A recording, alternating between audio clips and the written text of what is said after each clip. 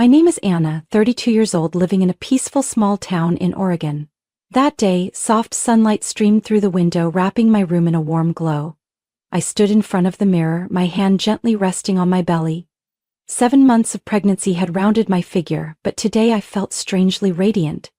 After months of worry, I was truly looking forward to a day filled with pure joy.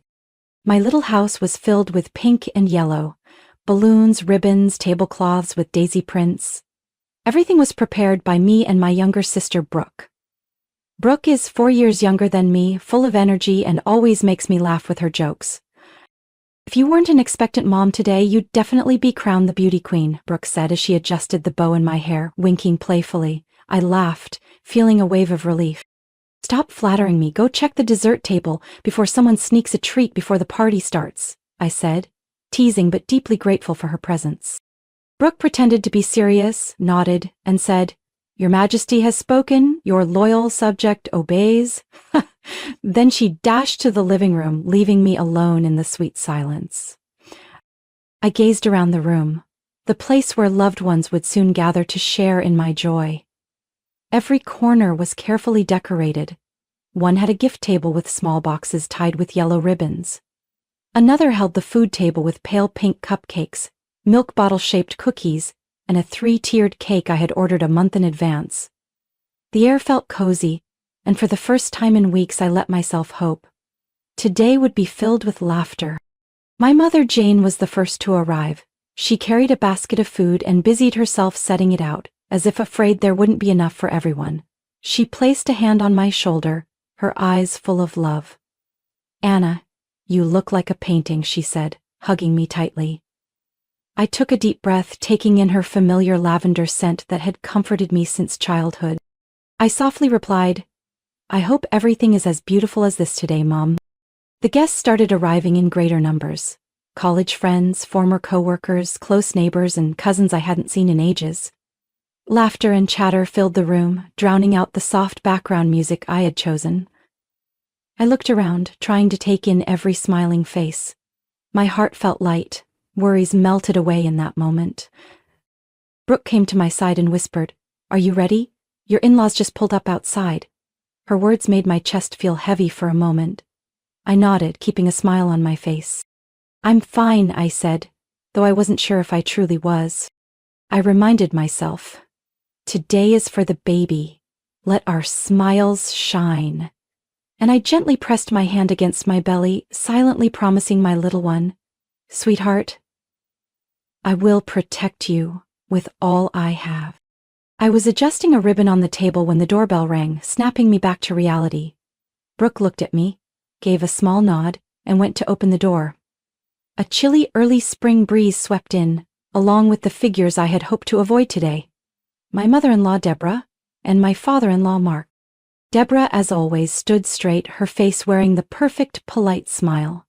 But I knew behind that mask were eyes always searching for a flaw. Her gaze swept through the room, pausing at every decoration Brooke and I had spent the week preparing. Her lips curved, part smirk, part suppressed comment I didn't want to hear. "Anna, this house looks better than last time we visited. You really gave it your all, didn't you?" she said in a sweet tone with a hint of surprise, as if I couldn't have managed this without great effort. I took a deep breath and kept my smile. "Thank you. I just hope everyone feels comfortable today." Deborah stepped inside, walking slowly, as if each step was deliberate, her eyes fixed on the pale pink balloons and neat yellow ribbons.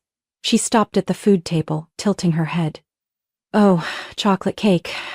You remember Mark isn't fond of chocolate, right?"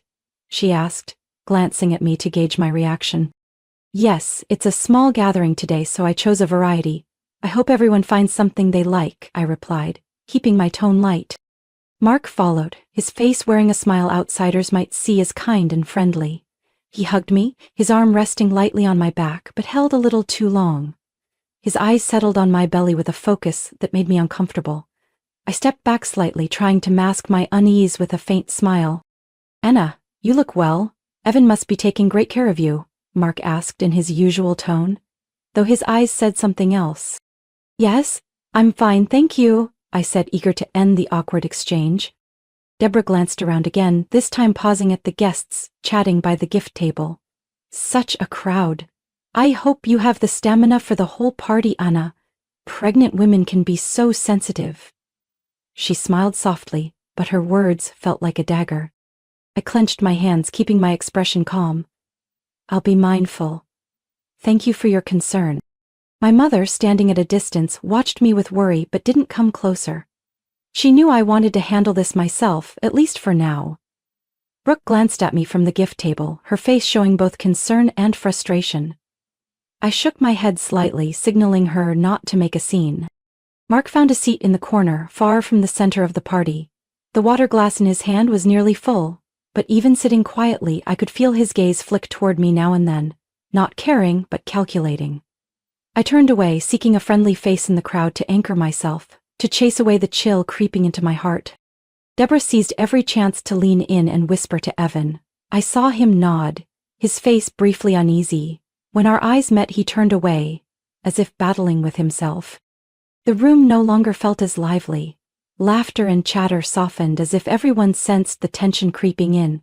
Conversations faltered, eyes occasionally darting between me, Deborah, and Mark, before quickly looking away. There I was, in the middle of a room adorned in pink and yellow, a space I had dreamed would hold sweet memories. Now feeling trapped in a play I never wanted to star in. The gentle background music played, and the laughter and chatter slowly returned as Brooke kicked off the first game of the party. My friends, former colleagues, and close relatives eagerly joined in, temporarily masking the tension that had crept in when Deborah and Mark arrived. I forced a smile, trying to blend into the joyful rhythm of the gathering, though my heart felt weighed down by a heavy stone. Brooke stepped into the center of the room, her voice bright. Everyone, write your guess for baby Micah's birth date and weight on a card. At the end of the party, we'll see who was closest. Laughter rang out, the soft scratch of pencils on paper mixed with playful teasing about the numbers, and the room brightened a little. But even in that cheerful moment, I could still feel Deborah's gaze fixed on me and my belly. She moved slowly through groups of guests, smiling politely, but as she passed me, she leaned in to whisper something to Evan. I kept my smile, but my heart ached. I had hoped today would be filled with joy, but now I knew what I feared was taking shape. Each gift was opened, drawing gasps and applause. A tiny pale blue sweater, soft leather shoes, children's books I had loved as a girl. Evan sat beside me, his hand resting lightly on my back, his smile more faded than usual. I knew he was trying to stay calm, but his mother's constant whispers left him feeling out of place in our own home. Deborah leaned in again, her voice low but loud enough for me and a few nearby to catch fragments. Don't be naive, son. Sometimes you need clarity now to avoid regret later. Evan swallowed hard, his eyes avoiding mine, and gave a silent nod. Mark sat across the room, quietly observing. He no longer pretended to chat with anyone, just watched me over his glass of water, now misted with condensation.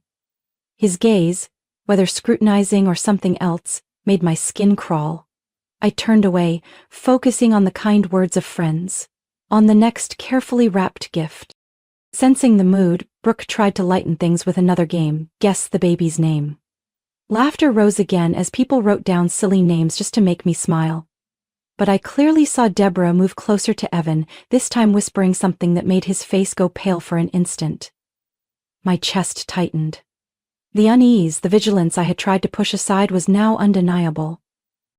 My mother lingered near the food table, her eyes always on me, catching every small change in my expression. Brooke no longer joked as before, her eyes asking silently, "Do you need me to do something?" But I shook my head ever so slightly, because I knew. If anything happened, I wanted to face it myself. To protect the happiness I had worked so hard to create. Deborah seemed to sense my awareness. She turned to me, offering a knowing smile, the kind that sent a chill down my spine. She didn't need to speak. Every glance, every whisper exchanged with Evan said it all. She was planting doubt, preparing for something I knew would not be kind. Evan could no longer keep his composure. I saw him glance at his mother again and again, then at me as if he wanted to say something but lacked the courage. The silence between us was more frightening than any words. The laughter and chatter of guests began to fade as everyone sensed the shift in the room. Jokes sounded forced, Smiles became strained. I placed a hand on my belly, feeling my heartbeat quicken. I took a deep breath, trying to keep my voice steady as I thanked a guest for the gift I'd just unwrapped. But I knew. The storm I had sensed all along was rising, and it wouldn't stop at whispers or sidelong glances. The party I had hoped would be my happiest day was now just a fragile cover over the brewing storm, ready to sweep everything away. The music softened as if it too felt the thickening tension in the room. I had just finished opening a small gift when Deborah suddenly stood, raising her glass of water slightly as if about to make a formal speech. The room quieted, all eyes turning to her. I saw Brooke's fingers grip the edge of the table. My mother shook her head in warning, and I clasped my hands tightly, my heart pounding in my chest. Deborah smiled, but the smile no longer seemed polite. It was sharp, like a blade hidden behind sweetness. Her voice rang out, clear and deliberate. I want to begin by thanking everyone for coming to share in our family's joy today. It's truly touching to see so many people who care about Anna and the baby on the way. She paused, glancing around to ensure every eye was on her. But before we continue, I believe this is the right time to clear something up. To avoid misunderstandings, to protect our family and the grandson we're expecting, Evan and I have agreed to proceed with a DNA test. Just to be certain, so everyone can be at ease. Whispers spread through the room. Some guests looked shocked. Others exchanged bewildered glances. Brooke almost leapt from her seat, but I placed a hand on hers, stopping her. I lifted my chin, meeting Deborah's gaze without flinching. The room was so still, I could hear my own heartbeat thudding in my ears. Evan was beside me, his hand half reaching for mine before stopping midway. He didn't look at me. His eyes were on the floor, his voice strained. Yes, just so everyone feels reassured, Anna, it's no big deal. You understand, don't you? I turned to him, searching his eyes for a spark of reassurance, a denial, a word of support. But all I saw was a hollow nod, a gaze that darted away like a man fleeing his own conscience. The room felt frozen. Every eye was on me, the woman carrying the child they should have cherished, welcomed, and yet, here I was, made the center of suspicion in my own home, on what was meant to be my happiest day. I heard my mother draw a deep breath, her voice trembling but firm. Deborah, what do you mean by this? Why choose this moment right in the middle of her party to bring this up? Deborah turned to my mother, still wearing that smile as if what she said was perfectly reasonable. I'm sure you understand, Janet. A mother always wants to protect her son. Anna will understand too. This is just a step to ensure peace for everyone. No one's accusing anyone. We just want clear results. Her excuses only made the room feel colder. I looked around. The friends who had hugged me, brought me gifts, now stood silent, heads lowered. No one spoke. No one stepped forward. No one defended me. Evan remained beside me, his hand hanging by his side. His voice was so low only I could hear. I'm sorry, but I think it doesn't hurt to make things clear. My breath caught in my chest. I wanted to laugh, but my throat was so dry not a sound could escape. The deepest pain didn't come from Deborah's accusation. It came from the silent agreement of the man I had once trusted completely. Mark, who had been silent until now, slowly set his glass of water on the table and looked at me through thick lenses. His gaze no longer hid his confusion, or maybe something I hadn't yet named. But I no longer cared to find out. My heart had already shattered into pieces because of the very people who should have protected me. I stood up, quietly looking around the room. The place I had thought would hold my son's first sweet memories. Now, it was just a warped painting, where shame and disappointment mingled with the colors of balloons and cake. I remained rooted to the spot, all eyes fixed on me as if waiting for me to break down, to beg or to defend my innocence. But I didn't. I took a deep breath, my arms at my sides, my voice steadier than I imagined it could be. I know everyone is waiting for something, so perhaps I should just say it. The room was so quiet, I could hear the pounding of my own heart. Deborah smiled, a victorious smile, thinking I had accepted the power game she had set in motion. Evan looked at me, a flicker of confusion in his eyes. Brooke held her breath, and my mother stepped forward as if ready to shield me if needed.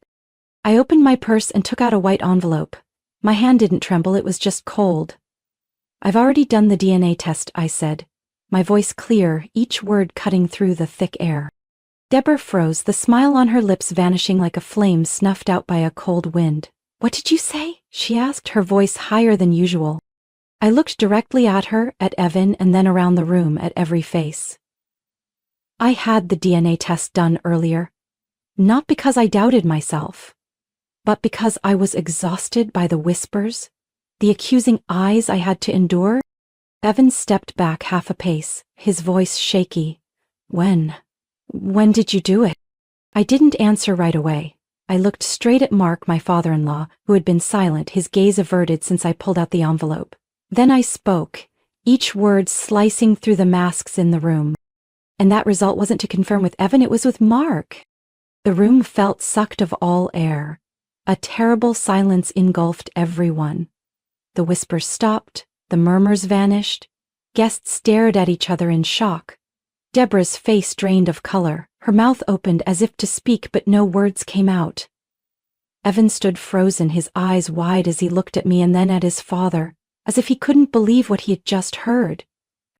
Mark blinked repeatedly, his hand gripping the chair so tightly it turned white. He stammered, "Anna, what are you saying? You think I held my head high, my gaze unwavering. "I don't think anything, Mark. I just wanted to end the suspicion and the violations I've endured in silence for so long. I'm tired of the late-night messages, of the looks from you that were never appropriate. That's why I did the test, to put an end to it all." Murmurs rose from the guests, the polite facade gone.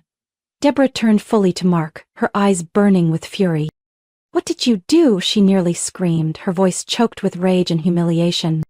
Mark shook his head over and over, sweat breaking out on his forehead. I didn't do anything." I placed the envelope on the table in the middle of the room, my hand as steady as my voice. "The result is clear. There is no biological connection between Mark and this child. I never believed there was. But I did this to protect myself and my baby from the sick suspicions of the very family I had once hoped to belong to." Evan's hands trembled as he stepped forward and picked up the envelope. He opened it, his eyes scanning the lines of the report. Silence blanketed the room again.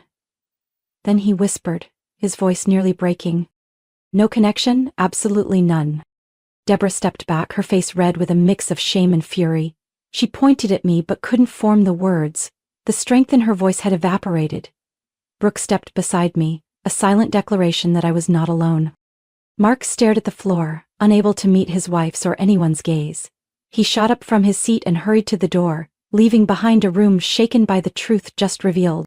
I watched him go, then looked around at the faces left behind. I didn't do this to humiliate anyone. I did this to protect the truth and to protect myself. The room, already quiet, now sank deeper into a dense silence, filled with stunned stares and heavy breaths. I had no more explanations to offer. I slid the test results toward Evan, my hand steady with the resolve I had fought so hard to summon. "This is the truth, Evan," I said, my eyes locked on the man who had once been my rock. "Not because I'm afraid of anything, but because I refuse to live in the shadow of suspicion, of whispers and accusing glances." Evan lowered his gaze, his hand trembling as he held the papers. His eyes scanned the words confirming, "No biological relationship between Mark Williams and the fetus." His face grew pale, as if each word cut through the illusions he had forced himself to believe. Mark had nearly reached the door, but Deborah stood frozen. She turned to her husband, her eyes blazing with humiliation and rage. You let it come to this?" Her voice cracked, trembling not with emotion but with the sting of being exposed in front of everyone. Mark stayed silent. He quietly opened the door, leaving it ajar, as if it too bore witness to the falsehoods he had clumsily hidden. Deborah hesitated a moment longer, then strode after him, her heels striking the wooden floor with heavy, shame-filled steps as she left the room. The murmurs of the guests rose, but no one dared speak aloud. I stood tall, feeling my shoulders free from the invisible weight that had pressed on them for months. I looked at Evan. He still held the paper, his eyes fixed on it as if willing the words to change into something easier to accept. "You let them do this to me?" My voice was soft, but loud enough for him to hear in the hushed room. Evan looked up, confusion and pain tangled in his eyes. I just wanted clarity. I didn't think it would go this far. I gave a faint smile, no more tears left to fall. Too far, Evan? It's gone so far that I had to protect our child, to protect myself, because you didn't have the courage to do it. Don't you see? I had to face suspicion in my own home, on what should have been the happiest day. Brooke stepped beside me, her warm hand on my shoulder reminding me I wasn't alone. My mother stayed behind me, her eyes gentle but filled with deep sorrow as if she shared my pain. Evan stepped back, his eyes following Deborah and Mark as they disappeared beyond the porch. I was wrong, he whispered, his voice breaking. I let my mother control what I should have protected. I stayed silent when you needed me most. I simply looked at him. I saw clearly now. This wasn't the strong husband I once trusted. He was just a man lost in the storm of control, leaving me to fight alone. Guests began to leave, one by one, offering awkward well wishes, their eyes filled with sympathy. The room grew empty, leaving only me, Evan, Brooke, and my mother. A soft breeze blew through the crack in the door, carrying the chill of a late spring afternoon, sweeping away the illusions I had clung to. Evan set the test papers on the table, his hands hanging limp, his eyes filled with regret. I'll make it right, Nana. I don't know how, but I promise I won't let you fight alone, ever again. I took a deep breath, my heart still in pieces. Making it right doesn't start with promises, Evan. It starts with action. With you setting boundaries, protecting your real family. No more silence. Evan nodded, tears streaming down his face, and he didn't bother to wipe them away. I understand now. I really do. I turned toward the window, looking out at the yard where Deborah and Mark had disappeared. The pale pink balloons still floated against the gray sky, a reminder that this party, though broken, had marked a truth that needed to come out long ago. After that day, our home felt strangely quiet. The ribbons still hung on the window frame, the deflated balloons drifted to the floor like silent witnesses to what should have been a day filled with laughter, but I didn't care anymore. I spent the following days finding myself again, seeing more clearly than ever the path I had to walk. Evan didn't hide anymore. The morning after the party, he quietly cleaned up the remnants of that day. As he placed the hardened cake tray into the trash, he looked up at me, his eyes pleading for a chance. Anna, I'm sorry. I didn't protect you. I didn't protect our baby. I can't deny it anymore. I need to make this right, really make it right, not just with words. No words came immediately. In his eyes I no longer saw the defensiveness, the excuses I had seen too many times. I saw deep regret, a true desire to start over. If you really want to start over, Evan, let's begin by facing the truth. That very afternoon, Evan reached out to a counselor on his own. I went with him to the first session. I didn't say much, just listened as he opened up about feeling torn between his mother and me, about the fear of hurting one or the other, about the cowardice that had driven him away from me. I sat beside him, my hands on my belly, feeling a bit lighter as he finally admitted it, not to me, but to himself. Week after week, we kept going to therapy. I saw Evan change, little by little. He began to say no to his mother. He canceled the weekly dinners Deborah called family tradition. He turned off his phone when she called late at night, something he had never dared to do. He started putting our small family first, over the expectations Deborah had imposed on him since he was a boy. Deborah and Mark quietly vanished from our lives. No texts, no calls. Mark stayed completely silent. Deborah sent one package to our house, no card, no explanation. Inside was a small silver necklace engraved with Micah's name. I carefully repackaged it and placed it in the deepest drawer. Not out of hatred, but because I knew one day Micah would have the right to decide what that memory meant. I began to find my voice again. In every therapy session I said the things I had swallowed for so long. I spoke of the pain of being doubted, the loneliness of standing in a crowded room where no one truly stood with me. And with each word it felt like chains lifting from my mind. I allowed myself to smile more. I called my mother every morning just to hear her voice, to remind myself that unconditional love still existed. I worked with Brooke to plan Micah's room, repainting the walls, hanging small pictures that spoke of hope, not sorrow. Evan became a true partner. He was no longer caught between two sides. He was my husband, the father of my child. He spoke less, but every action proved his promise. One afternoon, seeing me sorting through old papers, he came over and gently said, "Anna, you don't have to carry it all anymore. I'll be the one to block the wind, so you don't have to stand alone." I looked at him, and at last I saw a glimmer of light at the end of a road I'd thought was only darkness. There is still a long journey ahead. I know there will be days Evan struggles with old habits, with his mother's hold. I know there will be moments I feel unsteady again. But I also know I've reclaimed my voice, my trust in myself, and the strength of a mother determined to protect her child with everything she has. The final weeks of my pregnancy passed in a peace I thought I'd never find again. Our little home became a true sanctuary, no longer a battlefield of control and submission. Each morning I stood by the window, feeling the sun filter through the trees, my hand on my belly, feeling Micah's small kicks. Our child who helped me see the truth and the strength I never knew I had. Evan stayed by my side on this journey of healing. He didn't promise grand things, but I saw what I needed in his quiet acts. Preparing the nursery, standing up to the pressure of his mother's dinner invitations. For the first time, I saw the man who had once been weak, before Deborah, now standing up for his own family. Micah was born on a gentle summer morning. His cry filled the hospital room and washed away my fears. When the nurse placed him in my arms, his tiny eyes opened and met mine for the first time, and I knew every storm I had weathered was worth it. He had Evan's brown eyes, and a firm little mouth that Brooke said would surely inherit my strength. I don't know what his future will hold, but in that moment I vowed to protect him with all I have. Deborah didn't come to the hospital. She only sent a short note through Evan, saying she hoped everything was well, without a word about what had happened. Mark remained silent. I wasn't angry. I no longer waited for apologies. What needed to be revealed had been revealed. What needed to leave my life had left. What I cherish now is only the family in my arms. Brooke came to the hospital soon after I gave birth. She brought a small bouquet and her warm smile. She hugged me, looked at Micah, and whispered, "You did it, Anna. Not just bringing him into the world, but holding on to yourself." Her words brought tears to my eyes, but this time they were tears of release, of trust in myself. In the days that followed, I watched Micah sleep, listened to his steady little breaths, and reflected on all I had been through. I once thought silence kept peace in a family. Now I know.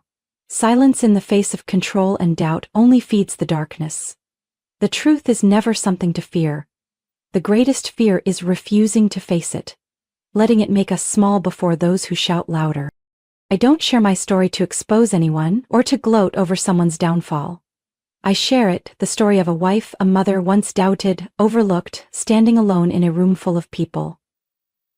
To remind women in similar situations, you are not alone. Your voice deserves to be heard. Your truth deserves respect. And no one, nothing, has the right to make you bow your head to baseless suspicion. Micah will grow up, and one day he'll ask what happened. I'll tell him, not adding, not leaving out, not covering up. I'll tell him that in the moment people questioned his existence, I stood and spoke the truth, so he could be born into a family built on courage, not reluctant silence. There may be hard days ahead, but I'm not afraid anymore, because I know I've weathered the biggest storm of my life with my head held high. And I hope every woman, every mother facing control and doubt, finds the strength to speak out. Because when you dare to tell the truth, you hold the key to the life you deserve. What do you think of Anna's story and her journey to protect her child and herself? Share your thoughts or your own story in the comments. Don't forget to follow the channel for more meaningful stories about family and life.